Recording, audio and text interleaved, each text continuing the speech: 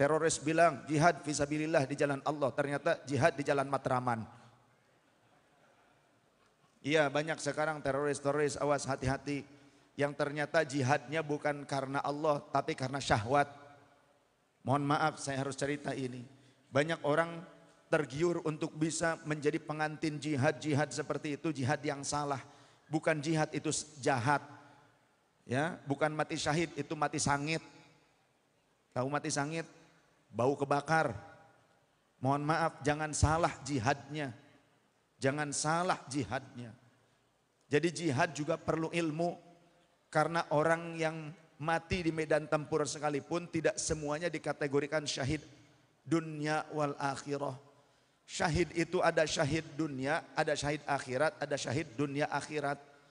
Syahid dunia akhirat yang maju ke medan laga, contoh para pejuang Indonesia menghadapi para penjajah, kemudian mati gugur di medan tempur, itu jihad dunia akhirat.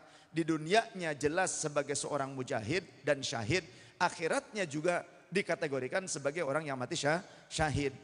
Ada lagi yang tidak meninggal di medan tempur tapi tetap dikategorikan jihad, dikategorikan syahid. Seperti siapa yang kemarin dalam keadaan takwa, taat, sabar kepada Allah, kena COVID, wafat, insya Allah. Dalam keadaan kena ta'un, mudah-mudahan matinya syahid. Kemudian juga yang tenggelam, tidak perlu ke medan tempur, jenengan nyemplung aja tenggelam, insya Allah syahid. Bukan mati konyol, kembung. Kalau beneran tenggelam, mati syahid, orangnya taat, orangnya muslim, mukmin.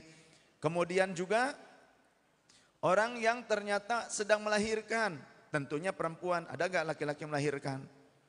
Tapi kenapa kok laki-laki banyak yang haid?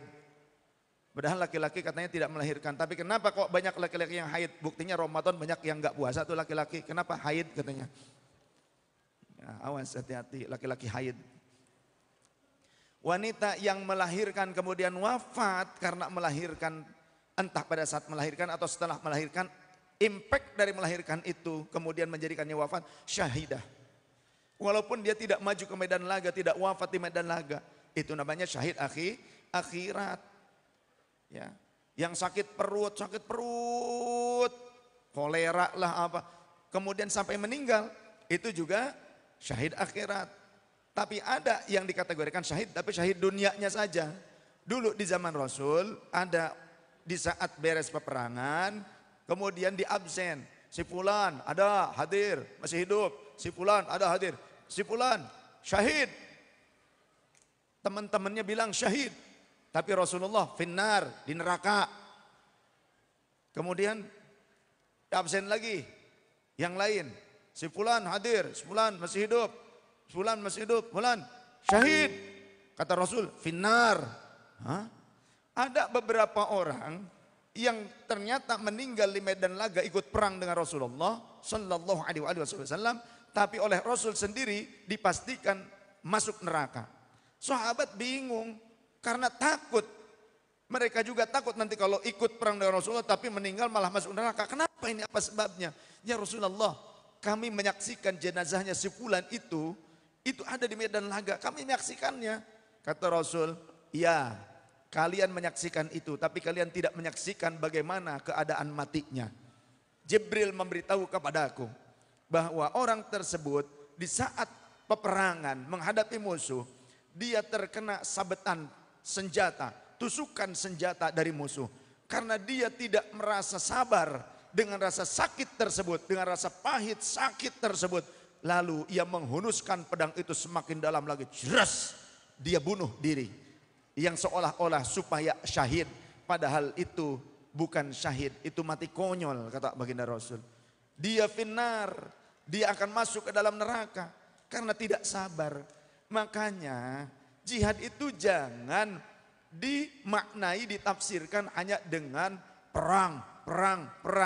Apalagi seringkali digunakan bab fikih ini disalahgunakan substansinya oleh orang-orang yang ternyata menginginkan kericuhan di negara kita.